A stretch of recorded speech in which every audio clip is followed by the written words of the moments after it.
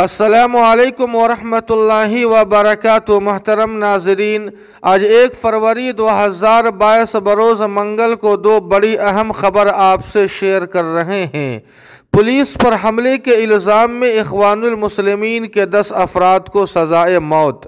جی ہاں ناظرین کرام، آپ کو بتلا دیں کہ 2015 میں سیکورٹی فورسز کے خلاف تشدد میں ملوث اخوان المسلمین کے 10 افراد کو مصر کی ایک عدالت نے اتوار کے دن موت کی سزا سنائی ہے۔ تاہم موت کی سزا کا حتمی فیصلہ مصر کے مفتی اعظم کریں گے۔ آپ کو بتلا دیں کہ 10 ارکان میں سے 9 افراد تو جیل میں بند ہے، جبکہ ایک شخص کو اس کی غیر حاضری میں سزا سنائی گئی ہے۔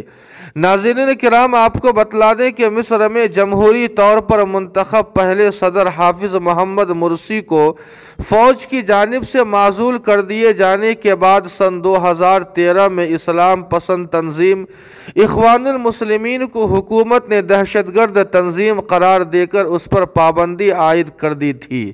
مرسی کو معزول کرنے کے بعد اقتدار پر قبضہ کرنے والے فوجی جنرل عبد الفتاح السیسی نے صدر کا عہدہ سنبھالنے کے بعد اخوان المسلمین کے خلاف سخت کارروائیوں کا سلسلہ شروع کر دیا ہے اور تنظیم کے اعلیٰ رہنماؤں سمیت ہزاروں کارکنوں کو جیل میں ڈال دیا ہے اور تاہنوز کارروائیوں کا سلسلہ جاری ہے۔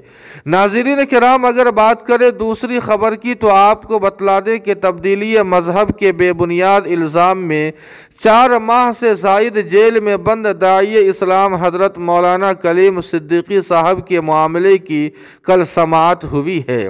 سماعت کے دوران عدالت نے مولانا کے معاملے کی اگلی تاریخ 3 فروری کی دی ہے۔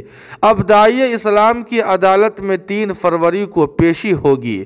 ناظرین کرام، آپ کو بتلا دیں کہ وکیلوں نے کہا ہے کہ چارج شیٹ کے لیے 18 فروری کی تاریخ مقرر کی ہے۔